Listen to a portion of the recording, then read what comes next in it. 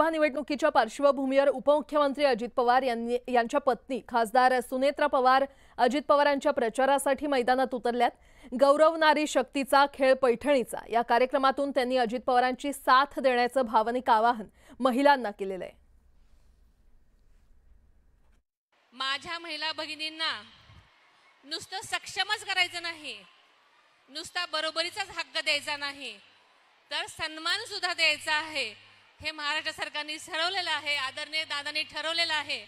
आणि हा सन्मान, हा आपला स्वाभिमान सतत टिकवण्यासाठी आपल्याला आदरणीय दादांच्या पाठीशी खंबीरपणे नेहमीसाठीच उभं राहायचं आहे। जसं की तुम्ही आजपर्यंत त्यांच्या पाठीशी कायमच उभे राहत आलेला आहात, कायम त्यांना पाठबळ देत आलेला आहात, कायम त्यांच्यावर प्रेम करत आलेला आहात। आणि आपल्याला माहिती आहे की आदरणीय दादा सुद्धा फक्त बहिणींच्यासाठी नाही, प्रत्येक बारामतीकरांसाठी रात्रंदिवस झटत असतात, हे आपल्याला सगळ्याला सांगायला नको। जळगाव जिल्ह्यातील बोदवड तालुक्यात पावसामुळे शेतकऱ्यांचं मोठ्या प्रमाणात नुकसान झालंय आणि या नुकसानग्रस्त भागाची शरद पवार गटाच्या महिला प्रदेशाध्यक्ष रोहिणी खडसेंनी पाहणी केली। मुंबई कृषी उत्पन्न फळ बाजार समितीमध्ये फळांची आवक घटल्यामुळे फळांची भाववाढ झालेली आहे। शेतकरी हा माल बाजारात पाठवत नसल्यामुळे फळांची आवक कमी झाल्याचं व्यापाऱ्यांचं म्हणणं आहे। पितृपंधरवडा सुरू असल्यानं सर्वच फुलांना नगण्य मागणी आहे, तुलनेनं भावही कमीच आहेत। दरम्यान गुरुवारपासून नवरात्रोत्सवाला सुरुवात होणार असल्यानं फुलांच्या भावातही वाढ होणार आहे।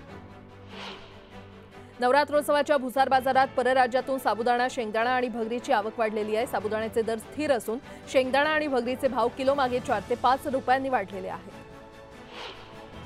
भारतातील खाद्यतेलाच्या आयातदारांनी पाम तेलाच्या वाढलेल्या दरांचा फायदा घेण्यासाठी सुमारे 1 लाख टनाचे सौदे रद्द करून परस्पर अन्य देशांना आणि व्यापाऱ्यांना विकलेत। ऐन दिवाळीत दरवाढीत आणि तुटवड्यात कोणताही परिणाम होणार नाहीये।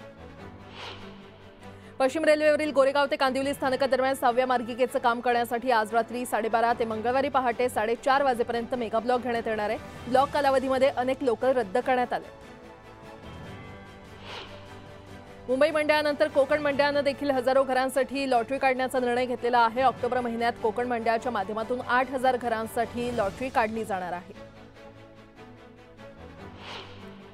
मुंबई महानगर प्रदेश विकास प्राधिकरणाच्या पहिल्या झोपडपट्टी पुनर्विकास प्रकल्पातील आर्थिक अडचणी दूर झालेल्या आहेत। मुख्यमंत्री शिंदेंच्या अध्यक्षतेखाली झालेल्या बैठकीत 8,498 कोटी रुपयांच्या प्रस्तावाला मंजुरी देण्यात आली आहे।